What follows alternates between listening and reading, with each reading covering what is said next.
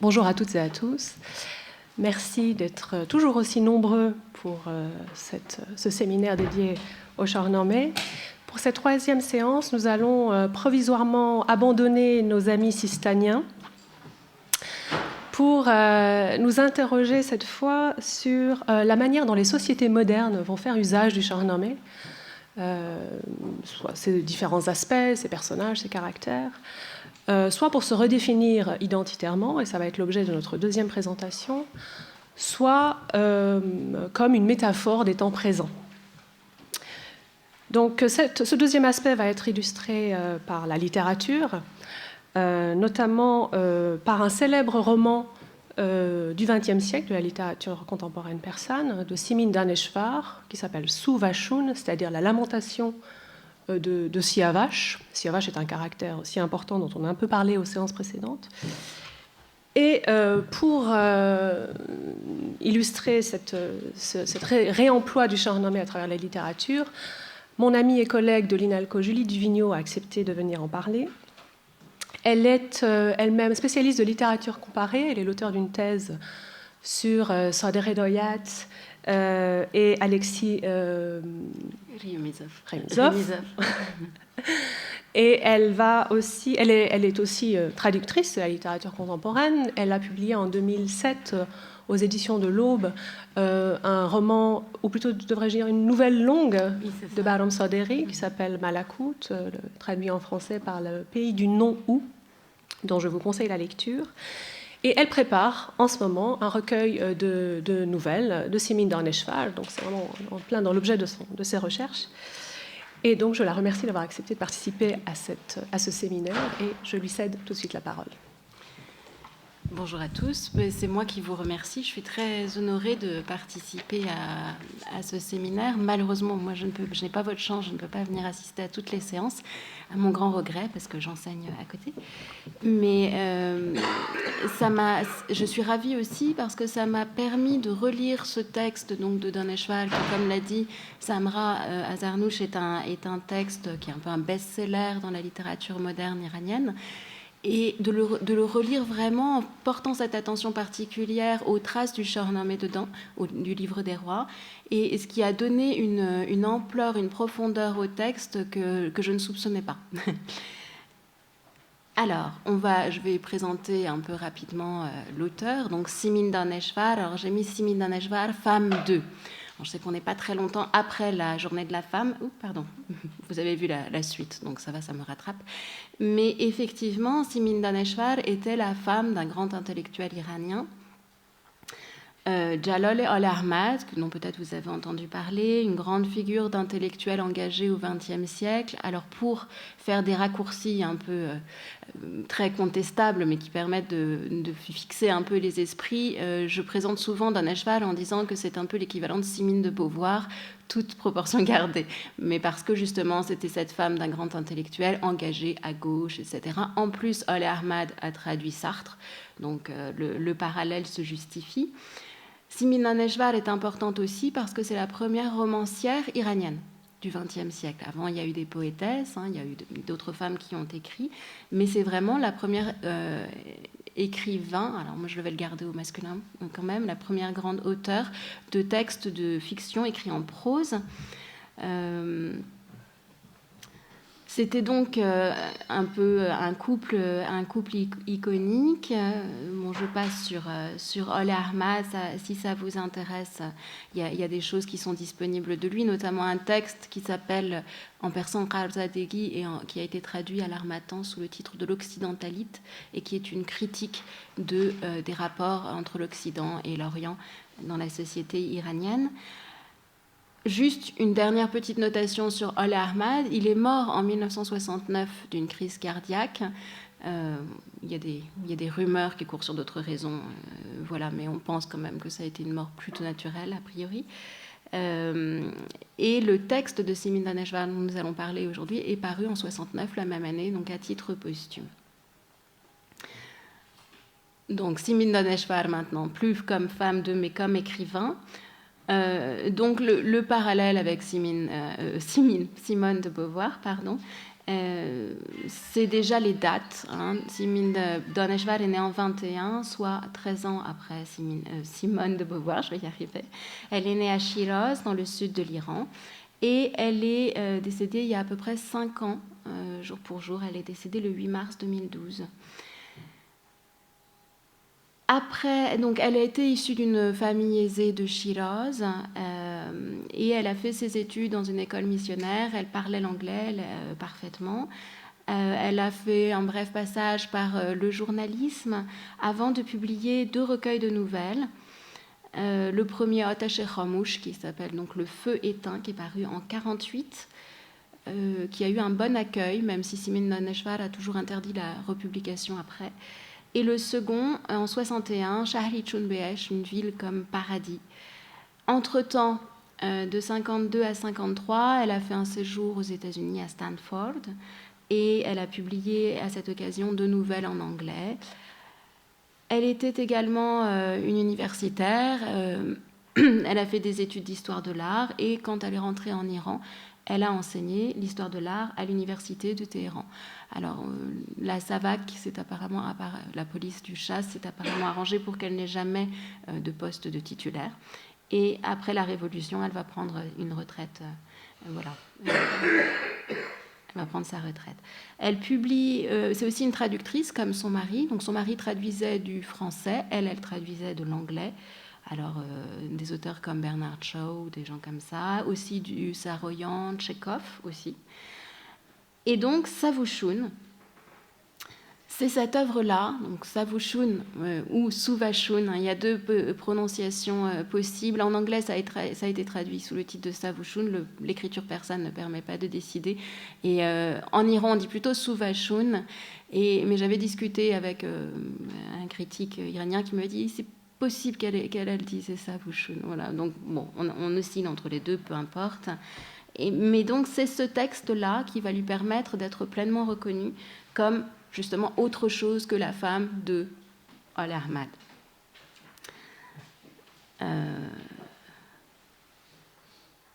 Voilà, et ça ira jusqu'à une espèce de consécration sur la scène intellectuelle iranienne, puisqu'en 1977, c'est elle qui présidera les 10 nuits, qui sont une série de 10 nuits qui se sont déroulées à l'Institut Goethe, qui sont très importantes pour la littérature persane contemporaine, car les écrivains se sont réunis pour discuter de cette littérature en train de se modifier, en train de se faire, etc.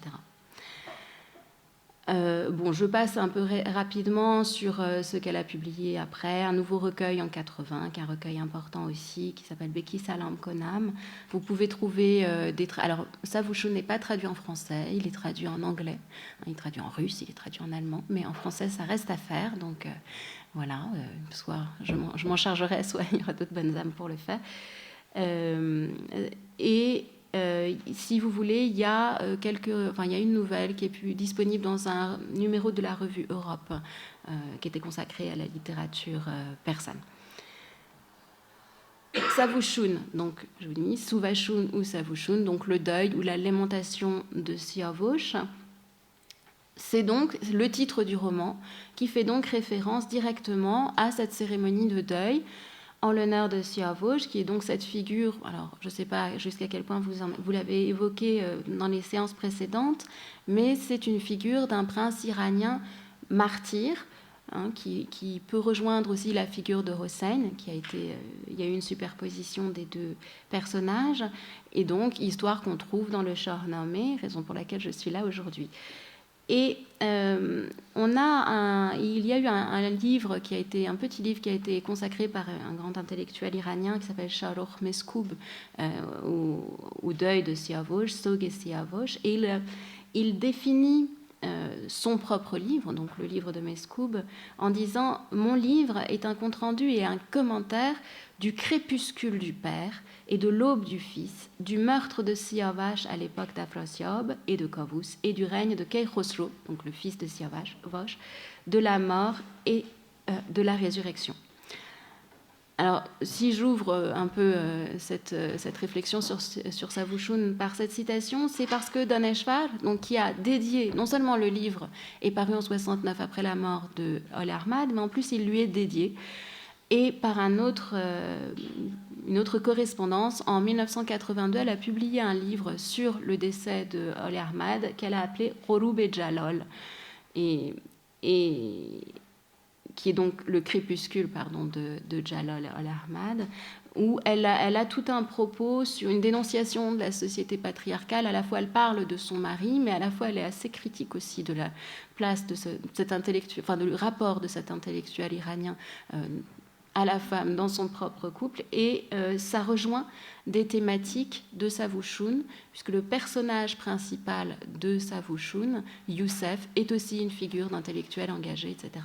Et on va voir un petit peu ce que Simin Daneshvar dit réellement dans son roman. Alors on va faire un peu une excursion sur l'histoire de Siavush dans le Shahnameh. Donc Siavush, fils de Kayqavus et père de Kaykhosro, donc les deux principaux rois kayanides, figure de la pureté, figure de l'innocence et figure du martyr, je l'ai déjà dit. Il possède toutes les qualités des princes, il est juste, il est pur, il est proche du peuple, c'est aussi un très bon chasseur. Et ce qui est très intéressant dans ce personnage, c'est qu'il est pris entre deux feux, pris entre l'affrontement entre le Touran et l'Iran, qui traverse tout le Shahnameh, et pris entre deux jalousies. D'un côté, il va devoir affronter la jalousie de son père du côté iranien, et puis il va se réfugier au Touran, et là, il va devoir affronter une autre jalousie, qui est celle de Garsivoz, le frère d'Afrosiyab, qui lui coûtera la vie. La mère de Siavush elle-même est à cheval sur ces deux pôles, puisque c'est une proche parente de Garsivoz qui fuit le Touran, qui se réfugie en Iran et qui est recueillie par les guerriers les Pahlavan de la cour de Kayqavus, et qui la présente à Kayqavus, qui l'adopte pour femme et qui donc donne naissance à Siavush. Il va être éduqué par Rostam. Et à la mort de sa mère, son père se remarie avec une belle-mère, la marâtre de l'histoire, qui est Soudabé. Soudabé, donc là, on va voir un nouvel épisode dans le Shahnameh, qui est l'histoire de Siavush en Iran. Et c'est un parallèle, on peut mettre cette histoire en parallèle avec l'histoire de Joseph et de la femme de Putifar dans la Bible, avec Soudabé qui, exactement de la même manière que la femme de Putifar, tombe amoureuse immédiatement et inconditionnellement de Siavush, qui, étant juste et pur, résiste à ses avances. Et évidemment, Soudabé, repoussé, va accuser Siavush de lui avoir fait lui-même des avances. Le roi demande des explications, on a une série d'épisodes, etc. Siavush reste en disant la vérité. Le roi comprend que c'est la femme qui est coupable, mais par amour ou par faiblesse, il refuse de la punir, il lui pardonne. On a d'autres épisodes, dont un épisode qui est intéressant quand on relit Savouchoun, donc à côté, parce que il y a un épisode où cette femme, Soudabé, soudoie une servante qui est enceinte en lui disant « tu vas prendre un médicament pour avorter ».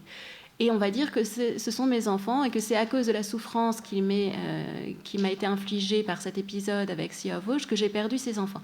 Et ces enfants sont des jumeaux. Et donc, elle va avorter. Alors, c'est un détail un peu ragoûtant de l'histoire de Siavush. Mais donc, elle va avorter, elle va perdre ses deux jumeaux. Et on retrouve cette gémellité dans le Siavush, mais uniquement comme un motif. Mais c'est intéressant quand même de voir que Daneshvar a été prendre une série de petits détails qu'elle va éparpiller dans son roman, en faisant comme des clins d'œil. Alors, il y a des choses qui sont un peu plus, des références qui vont avoir des implications un peu plus profondes dans l'écriture de son roman, c'est ce qu'on va voir. Mais il y a aussi comme ça des petites notations.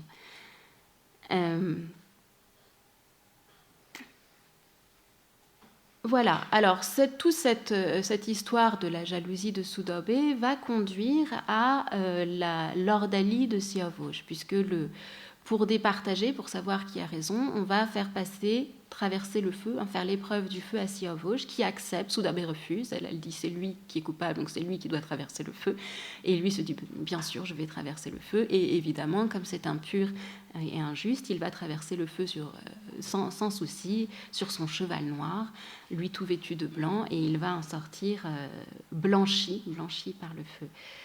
Mais ça n'arrête pas Soudabé qui continue à mentir, etc. Et finalement, Keikavus, lassé, décide de condamner à mort Soudabé.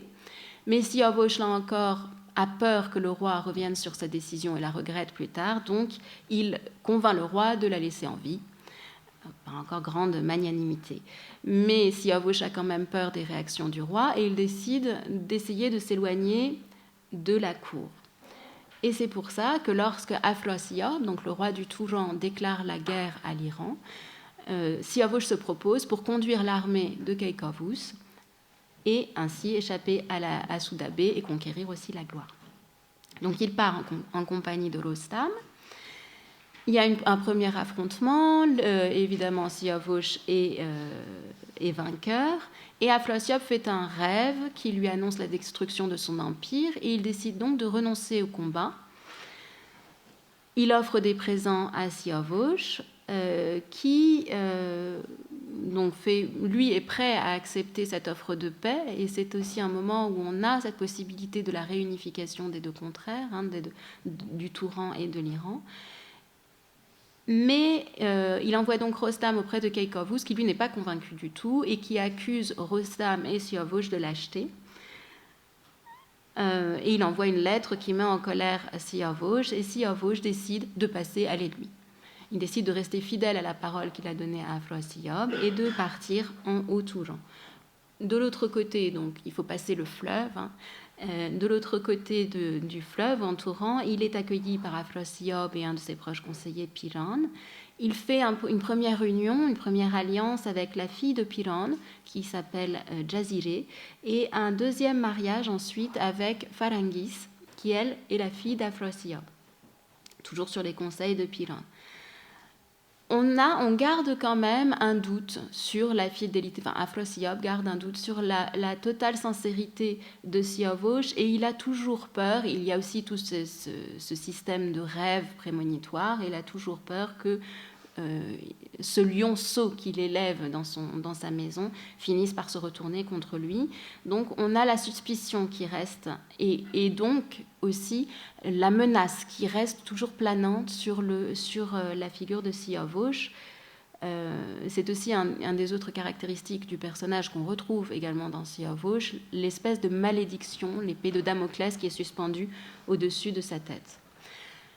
Autre aspect important qu'on retrouve aussi dans le Savushun, c'est le caractère de bâtisseur de Siavosh, puisque Siavosh va construire au Touran, donc Afrosiob va lui donner des terres, et Siavosh va construire une première cité autour de la forteresse Gang. Et Afrosiob a peur qu'il soit si éloigné et qu'il puisse monter une armée contre lui. Il l'invite à se rapprocher de la cour pour le contrôler un peu plus. Et à ce moment-là, Siavosh va construire une seconde ville, Siavashgard, avec à l'intérieur, et c'est intéressant, on le décrit le palais avec des peintures donc, qui ornent ce palais.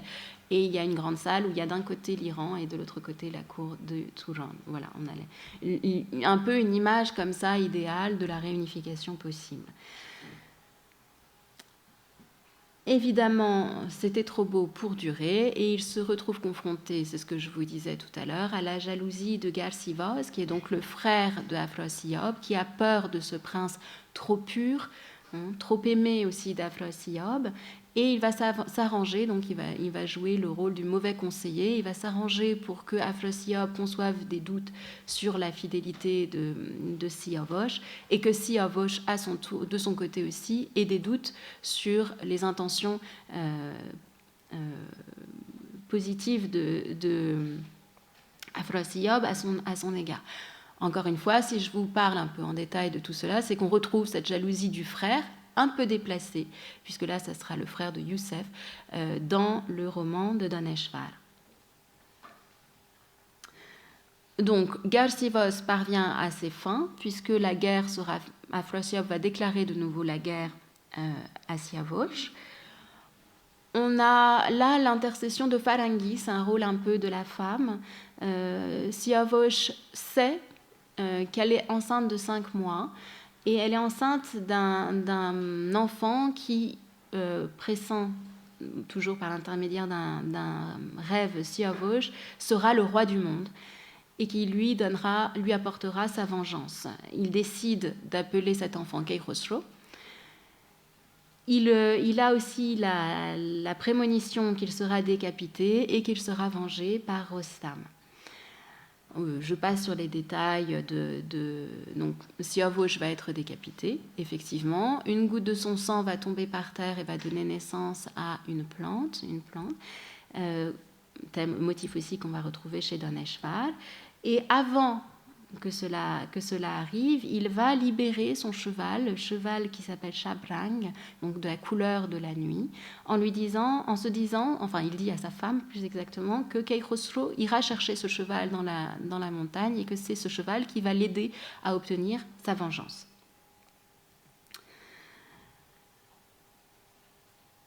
Donc la mort de Siavosh, je vous en ai déjà parlé. Mais ici, donc, juste ce que je voudrais signaler juste avant de finir avec Siavosh, c'est vraiment insister sur cette malédiction qui pèse sur Siavosh. Et il est vraiment impossible pour lui de surmonter sa mauvaise étoile. Quoi qu'il fasse, quelque action juste qu'il accomplisse, il sera de toute façon, et on le sent dans la narration, il sera de toute façon assassiné à la fin. Il y a aussi une série de prédictions d'astrologues à sa naissance, etc. On ne va pas s'appesantir là-dessus. Mais donc cet arbre qui va naître à la fin, là, comme ce symbole de la résurrection, et aussi la descendance avec Keikhosro, sont deux motifs qu'on va retrouver aussi chez Daneshvar. Alors, pour Keikhosro, juste pour donner un peu l'ouverture de l'histoire dans le Shahnameh, on aura la naissance de Keikhosro, bien que Afrasiab était tenté il a même commencé à faire battre sa femme sa fille, Farangis, pour qu'elle avorte, mais par l'intercession de Piran, elle est sauvée, elle est emmenée chez Piran, et Keikhosro va donc pouvoir naître.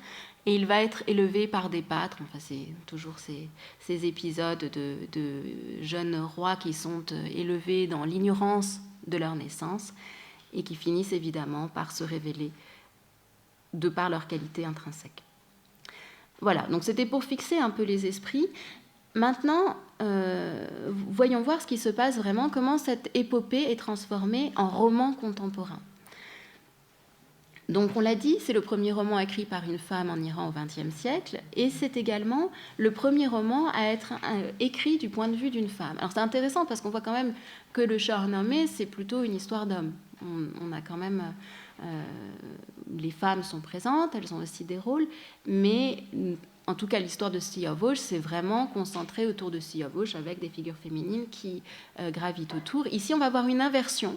Donc on va avoir quand même cette figure centrale qui est masculine, mais avec en réalité un déplacement à l'extérieur, un changement de point de vue, puisque c'est sa femme qui est décrite vraiment comme une femme soumise, une femme très contente d'être la femme de cet homme engagé, etc., de s'occuper de la maison, qui va en réalité avoir une évolution, ce qui n'est pas le cas du personnage masculin. Donc le personnage masculin reste dans un type de narration épique, avec un personnage qui a des qualités qui ne va pas varier tellement tout au cours de l'histoire, alors que la femme, on est déjà du côté du roman contemporain, puisqu'on a ce personnage qui va évoluer très finement, très délicatement, on va y revenir, au cours du texte.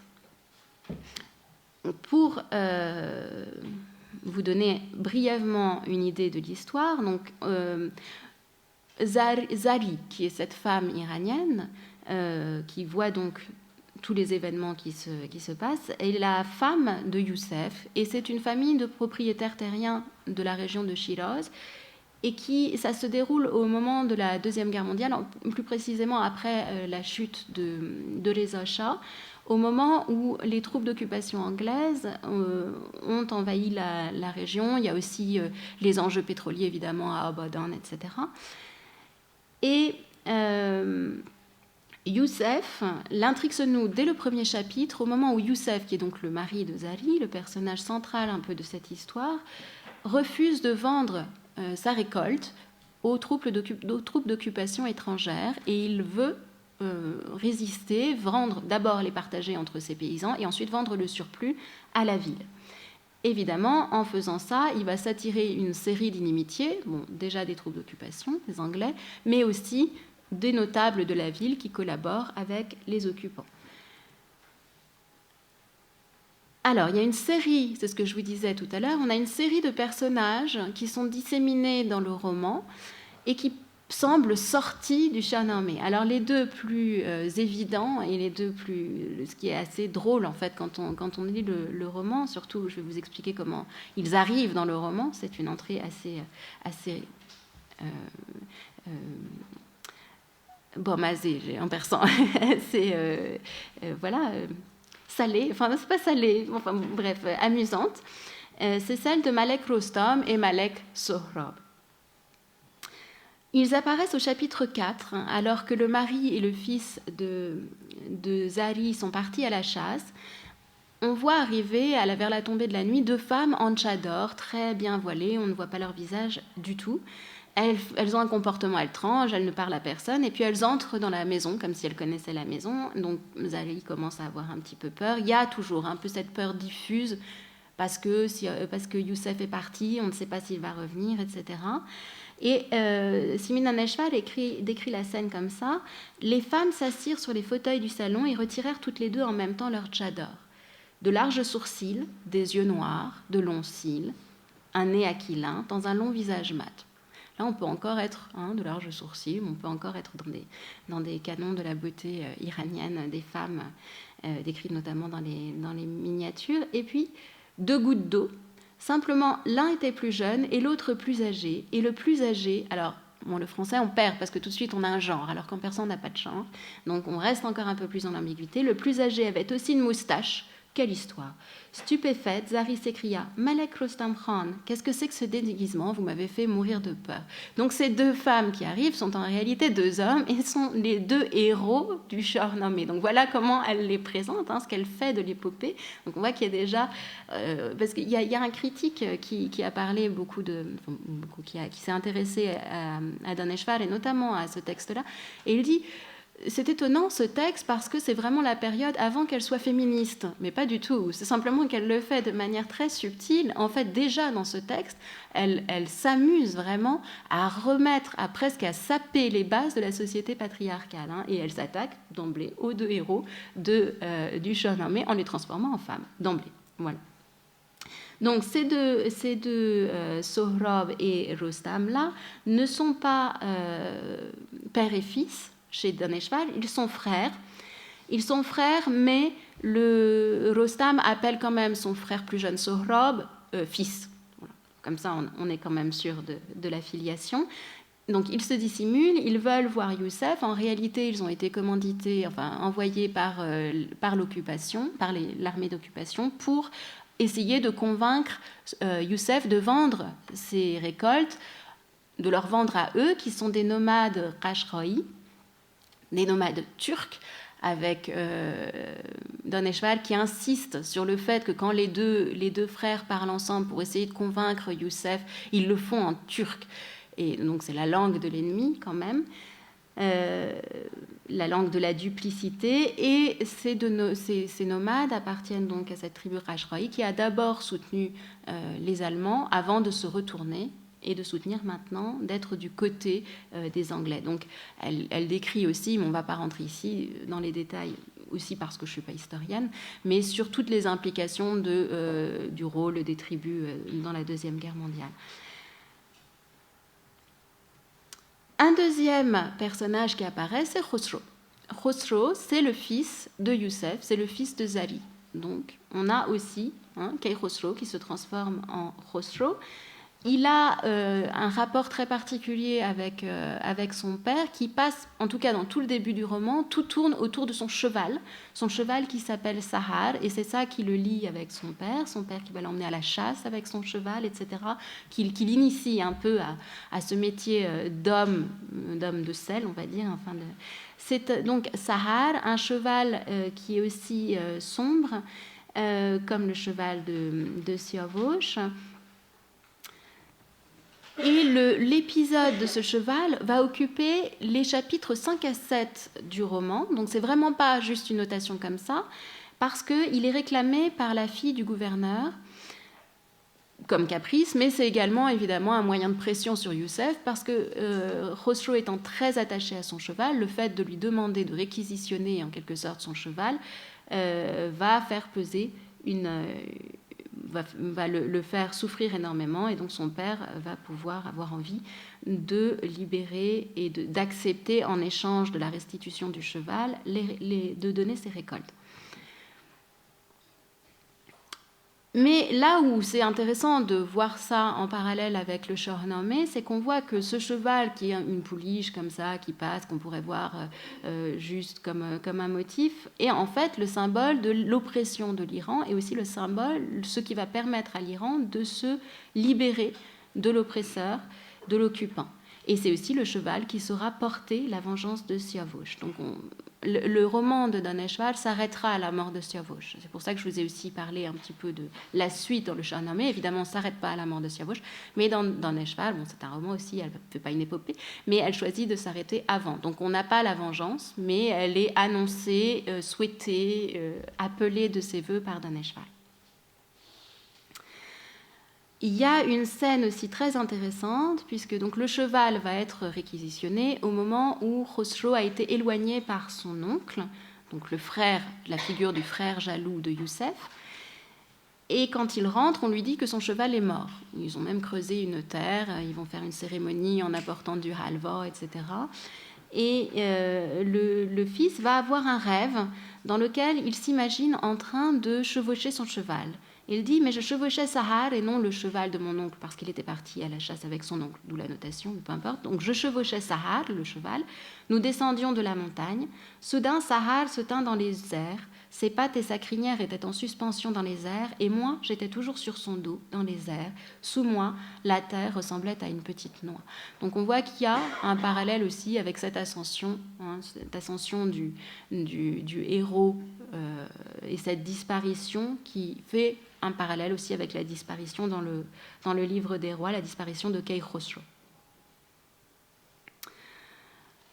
Le Khosrow de Daneshvar a aussi la même mission de Kay Khosrow, c'est sauver le monde, et c'est affirmé dès le premier chapitre par son père qui rentre et qui va le voir, qui rentre d'une réception avec sa femme et qui va le voir alors qu'il est endormi et qui lui dit à mi-voix, pendant que son fils dort, « Mon garçon, si je ne réussis pas, toi, tu réussiras. » Donc on est vraiment dans cette dynamique-là.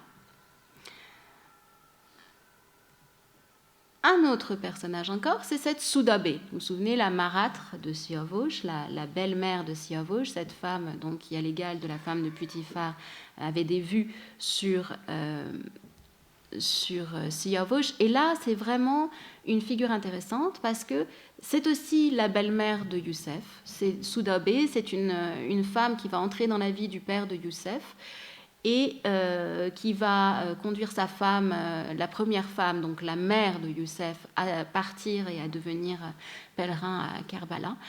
Et elle va s'occuper du sanctuaire de Karbala, plus exactement, Bibi.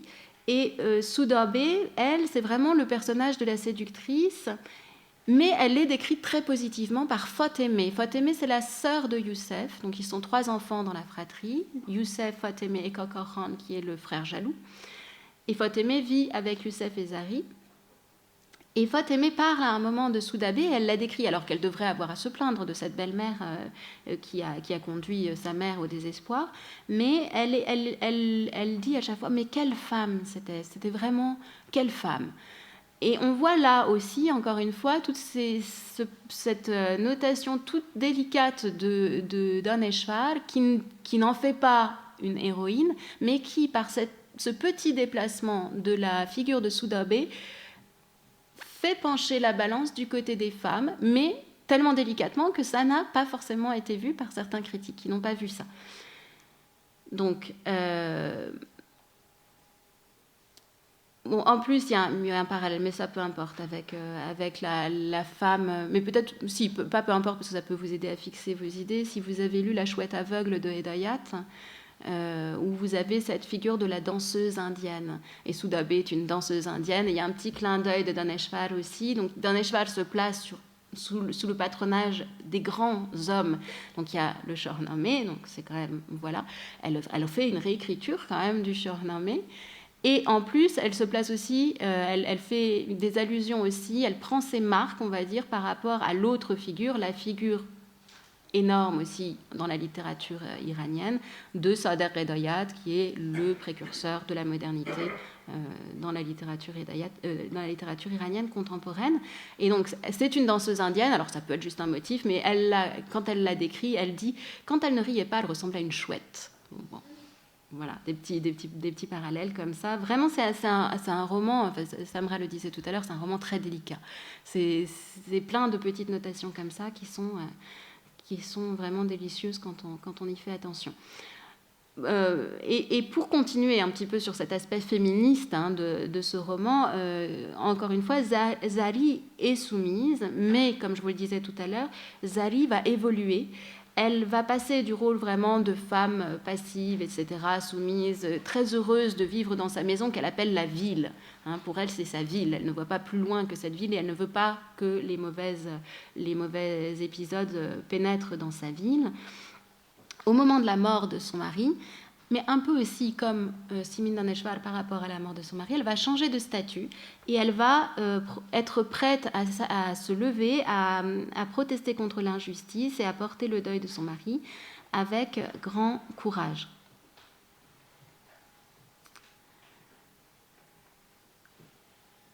Voilà, je passe là-dessus. Donc je vous en ai déjà parlé aussi. Les autres petits motifs, mais qui là sont un petit peu plus anecdotiques, c'est la figure du frère jaloux, les jumeaux et la femme enceinte. Donc on a l'impression là que ce sont plus des clins d'œil pour appuyer un peu comme des indices en fait de ce qu'elle fait s'il était besoin. Donc le frère jaloux, c'est la figure de Khan Kaka qui jalouse Youssef et qui va être à l'origine de cet épisode du cheval confisqué. Les jumeaux morts, alors heureusement chez Daneshvar ils ne sont pas morts et ce sont deux filles encore, on passe du masculin au féminin. Donc Zali a un fils, Khosrow, et elle a aussi deux filles, Mina et Marjan, et qui sont des jumelles, mais on les voit juste s'ébattre, etc. Elles n'ont pas de rôle très important. Et puis, comme Farangis, donc la femme de Siavosh, la fille d'Afrosiyab, au moment de la mort de Siavosh, Zali est enceinte au moment de celle de Youssef. Donc les mêmes parallèles. Voilà. Alors maintenant, j'arrive, vous avez dû vous demander pourquoi je ne vous parlais pas de Youssef et pourquoi on parlait de Youssef, puisqu'on parle de Siavosh ici, puisque le personnage central chez Daneshvar s'appelle Youssef. Bon, alors évidemment, je pense que si elle avait appelé son personnage Siavosh, ça aurait quand même été un petit peu gros. Donc je pense qu'elle a voulu faire un déplacement et donc en donnant le nom de Joseph à son personnage principal, elle a évidemment fait un parallèle avec l'histoire de Sudabé et Siavosh par rapport à Joseph et la femme de Putifar. En plus de cette anecdote unique, on a le personnage de Youssef est vraiment présenté comme un pahlavan, quoi, comme il a plein de choses en commun avec Siavosh. Il est mu par l'amour des choses, l'amour du monde. C'est aussi un bâtisseur. Il va se mettre à construire des maisons pour les nomades. Il va aider dans une perspective de sédentarisation. Il va aider Malek Rostam à sortir de ses alliances un peu douteuses avec l'occupation pour essayer de faire quelque chose de concret. Donc là, on voit, c'était quand même, Simin Daneshvar n'a jamais pris sa carte au Parti communiste, mais elle avait quand même des idées aussi comme ça engagées de gauche, qui sont peut-être un petit peu datées à l'époque, mais qui sont quand même de belles idées. Donc voilà, en tout cas, ça donne de beaux textes. Donc c'est un homme droit, c'est un homme courageux, fidèle à sa parole, etc. Un homme aimé du peuple. Il respecte les codes de l'honneur et des parlavants. Dans la première entrevue qu'il va avoir avec Malek Rostam et Malek Sohrab, il va leur parler de Mardanegi, de cette qualité d'homme, et de Delovali, de courage. Il semble vraiment être ce garant et cet héritier aussi d'une tradition qui est en train de disparaître avec des codes de l'honneur, etc. Aussi le fait qu'il ait des chevaux. Dans une époque où la vie est difficile, etc., il conserve 3 chevaux parce qu'il aime aller au village, monter sur son cheval avec son serviteur, monter sur son cheval, et son fils monter sur son cheval. Enfin, il y a il est porteur comme ça d'une tradition qui fait rire un peu jaune son frère qui en est jaloux. Et qui dit, c'est une petite citation en passant, dans tout ce qu'il fait, ça c'est son frère qui parle, dans tout ce qu'il fait, il répond à une envie. À notre époque, qui garde des chevaux, à part monsieur mon frère qui a 3 chevaux à l'écurie? Et il imita Youssef, ça me plaît d'aller au village à cheval. La jument baisse et moi qui la monte, le cheval rouant mon intendant et la pouliche est pour Khosrow, donc son fils. Autre point commun aussi, c'est cette malédiction qui semble peser sur Youssef. On a aussi le sentiment, quand on lit ce texte, qu'il va arriver quelque chose de mauvais à Youssef, et évidemment ça ne va pas manquer, il va être aussi assassiné à la fin. Désolée pour ceux qui n'ont pas lu le roman, mais je pense que c'est pas... Dès les premières pages, on s'en doute quand même fortement. Et il y a une série d'absences de Youssef, et c'est dans ces moments d'absence où il y a toujours quelqu'un qui vient voir Zari, et elle se dit, mon Dieu, est-ce qu'il lui est arrivé quelque chose? Donc tout ça monte pendant la lecture du roman. Et enfin, dernière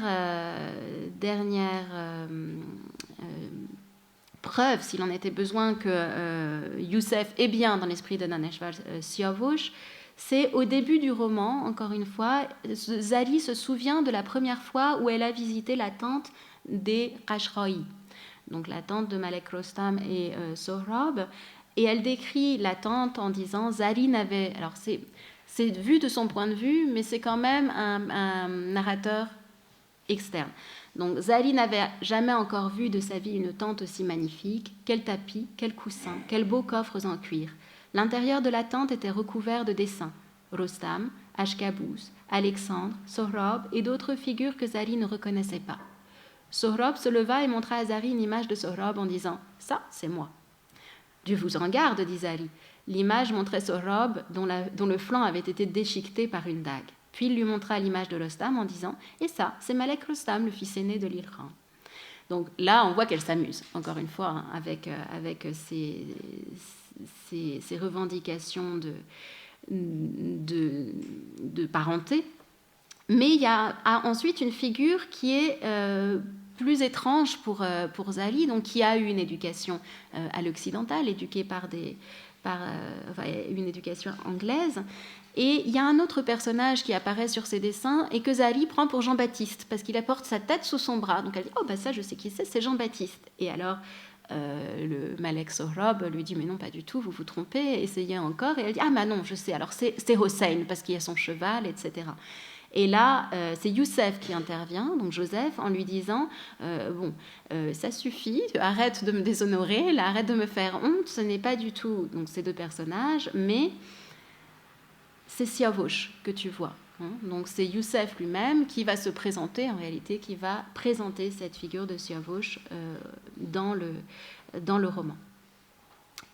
Et dernier parallèle, évidemment, le titre, on n'en parle pas, c'est tellement évident, mais l'apothéose du roman, c'est après la mort de Youssef, où les autorités vont essayer d'empêcher, il y a un grand cortège qui se forme autour du cadavre de Youssef, et ils veulent conduire le corps de Youssef au cimetière, et les autorités essayent d'empêcher ça, parce qu'ils ont peur de l'émeute. Et donc là, on va voir les 2 femmes, Zari et Fatemeh, qui est la sœur de Youssef, qui organisent une espèce de procession qui va mal finir, elles ne vont pas réussir, mais aussi là où c'est parallèle avec le rituel du deuil de Siavush, qui a été décrit auparavant dans le roman. et qui est un épisode dont Zali se souvient au moment où elle apprend la mort de Youssef. Donc quand elle apprend la mort de Youssef, évidemment elle se sent mal, elle tombe dans les pommes, elle est sur son lit étendu, elle est dans un état entre le rêve et la réalité, et l'éveil, pardon, et elle se rappelle une rencontre qu'elle a faite à la campagne avec son mari, accompagné de Youssef. Elle a rencontré une vieille femme qui lui a appris à ce moment-là ce qu'étaient les commémorations de Suvashun, hein, qui est présenté comme un rituel lié au cycle des saisons et des récoltes. Il y a une procession qui se fait sur une colline au sommet de laquelle se trouve un arbre, et donc les paysans suivent comme ça, vont en procession, ils vont se réunir là, donc en mémoire de Siavosh. Et Youssef, donc, elle se souvient à ce moment-là, après sa mort, et elle se souvient des explications que lui avait données Youssef, et à ce moment-là, elle se met à pleurer. Et elle se souvient en même temps, là je vous cite le texte, hein. Elle se met à pleurer. Youssef dit, donc on est dans un flashback, cela signifie commémoration de Siavash. Les habitants de la partie nord du village partent chaque année après la moisson et reviennent pour la récolte. Tous deux se taisent, donc Zali et Youssef. La nuit était tombée sur la campagne, ils cheminaient à cheval, regardant droit devant eux. Alors, les yeux de Zali s'emplissent de larmes. Très doucement, elles commencent à couler le long de ses joues, tellement doucement que Youssef ne s'en aperçoit pas. Mais à présent, elle sanglote, elle pleure à chaudes larmes. Une main essuie ses larmes, c'est la main de la tante. Et là, on sort. Donc il y a ce parallèle, hein, ce jeu entre le souvenir et le moment présent où Youssef est mort. Mais aussi, on a l'impression qu'en faisant ça, Dan Eshval essaye de nous montrer qu'il est toujours là, finalement, qu'elle pleure sa mort, mais qu'en pleurant sa mort, par ce deuil et par cette réappropriation du deuil et de sa mort, en fait, elle le rend encore vivant. Et donc la tante lui dit, c'est la main qui essuie ses larmes, c'était la main de la tante. Elle dit, je t'en supplie, pour l'âme de Youssef, ne pleure pas. Je pleurais pour Siavosh, dit Zali. Au début, je ne le connaissais pas et même je le détestais. Maintenant, je le connais bien. Mais qu'avait-elle dit? Tout le monde s'était tué et la regardait fixement. Donc, on voit juste par cet épisode, hein, qui intervient à la fin du roman, que la boucle est bouclée. On a fermé un peu le processus d'identification Siavosh-Youssef, et Youssef a rejoint Siavosh et peut donc renaître de ses sangs. Et alors ça, c'est justement pour remettre un peu en perspective la tentative. Pourquoi est-ce que Dan Eshval finalement a décidé de faire ça? Bon, alors il y a toutes les raisons dont on a parlé auparavant, qui étaient, je pense, hein, de s'attaquer au symbole de la littérature masculine de l'Iran, peut-être. Ça, c'est moi qui le dis. Vous n'êtes pas obligé de le croire, mais je pense qu'il y a un peu de ça. Et aussi, c'est un besoin, ça passe par le langage dans cette résistance. La résistance qu'elle met en scène, la résistance donc de Youssef, qui va lui causer la mort, etc., causer sa mort, passe par le langage chez Dan Eshval, et l'évolution de Zali aussi, cette accession à une parole propre, passe aussi par un sursaut. Et il y a un épisode qui est assez intéressant au moment où le cheval, où Khan Kaka, donc le frère, vient annoncer à Zali que le cheval va être emmené pour la fille du gouverneur. Zali essaye de s'opposer à ça, et elle dit tu leur donnes la main, ils veulent le bras, parce qu'auparavant elle avait donné déjà ses boucles d'oreilles. Donc là, ça ne s'arrête pas. Tout ça à cause de ma faiblesse. Donc là, une espèce de prise de conscience de sa propre faiblesse. Mais cette fois-ci, je ne vais pas les laisser faire. Et elle eut soudain l'impression qu'une étoile lançait des étincelles dans son âme. Elle continua. Je vais aller moi-même voir le gouverneur. Je vais lui dire qu'enfin, il y a des limites à tout. Il n'y a que ta fille qui peut faire un caprice pour un cheval. Elle ne peut pas voir une seule jolie chose sur quelqu'un dans cette ville. À moi. Ce qui est aux autres aussi est à moi. Khan Kaka la regarda avec étonnement. Félicitations, ma sœur. Voilà que toi aussi, tu te mets à parler comme Youssef. Le texte persan dit, tu dis les paroles de Youssef. Comme si elle n'avait pas le droit de parler par elle-même. Hein. On lui dit, bon, voilà, tu parles là, d'accord, tu as enfin réussi à prononcer une parole qui s'oppose, etc. Mais en fait, c'est pas toi qui parles, c'est un homme qui parle à ta place. Donc, il y a un jeu quand même là. Donc, parce que c'est l'appropriation du langage par Zali qui lui est niée, encore une fois, par Khan Kaka. Mais n'en déplaise au beau-frère, la parole va s'affirmer au cours de au cours du roman, et à la fin, elle va pouvoir prendre ce rôle. Et c'est intéressant de mettre ça en parallèle aussi avec une citation, enfin un épisode qui apparaît au premier chapitre, donc c'est l'ouverture du roman, où Youssef, à ce moment-là, c'est Youssef qui rapporte à Zali une conversation qu'il a eue avec un personnage qui s'appelle MacMahon, qui est un journaliste irlandais. Voilà, c'est plein de petits clins d'œil comme ça, et qui est aussi poète, et qui devient l'ami de Youssef. Et Youssef parle ainsi: j'ai dit à MacMahon, oui mon cher, les habitants de cette ville naissent poètes. Parce que MacMahon lui dit, oui, nous sommes tous des Ariens, nous faisons tous de la poésie, c'est formidable, etc. Et Youssef répond, oui, les habitants de cette ville naissent poètes, mais vous autres, vous avez tué leur poésie. J'ai dit, vous avez châtré leurs guerriers. Vous ne leur avez même pas laissé la possibilité de se battre pour qu'ils puissent au moins composer une épopée et fanfaronner en vers. J'ai dit, c'est toujours Youssef qui ponctue comme ça son discours par ces « j'ai dit ». J'ai dit, vous avez construit un territoire vide de héros. J'ai dit, vous avez rendu la ville semblable à un cimetière, son quartier le plus animé est le quartier du mouroir, qui était en fait un quartier de mauvaise vie.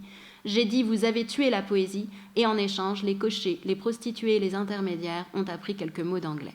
On voit bien que d'emblée, l'insistance est mise sur le langage. Donc Youssef déplore la mort de la poésie, et la poésie, donc ce Shahnameh, c'est aussi un symbole de la résistance. Donc c'est un double mouvement qui est très intéressant parce qu'on le retrouve dans toute l'évolution de la littérature contemporaine il me reste 2 minutes, je me dépêche, du XXe siècle, où on a cette double tension entre à la fois quelque chose qui veut se libérer de la tradition. On voit ça avec Edoyat, qui va, ça c'est une autre hypothèse que je donne, mais qui va tuer la poésie, il va découper une icône de miniature persane comme un symbole de la poésie persane classique, il va la découper en morceaux en la chouette aveugle et la mettre dans une valise et essayer de s'en débarrasser.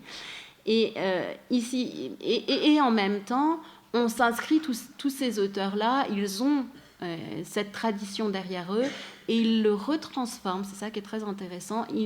C'est comme s'ils ne supportaient plus un poids trop lourd pour eux, mais ils s'en servent pour accéder à une nouvelle forme de littérature, etc. Donc en fait, on a là une espèce de résistance par l'écriture, par l'épopée, par la poésie, et une parole qui permet de conserver ces valeurs fondamentales et ancestrales de l'Iran, les valeurs des héros, mais aussi les valeurs des héroïnes modernes. Donc tout ça, je trouve que ça rend vraiment la lecture de ce texte très très intéressant. Et je finirai sur ces graines de la liberté, comme je l'ai dit, mais sur la fin, sur l'image de l'arbre. Parce que la fin du roman donc il y a toute cette cérémonie qui va pas réussir finalement du deuil de Siavosh. Et à la fin, il y a l'un des amis de Zali qui lui dit « Ne pleure pas, ma sœur. Dans ta maison, un arbre va pousser, et dans ta ville, et bien d'autres arbres encore à travers tout ton pays. Et le vent portera un message d'arbre en arbre, et les arbres demanderont au vent « N'as-tu pas vu l'aube sur la route ?» L'aube, c'est Sahara.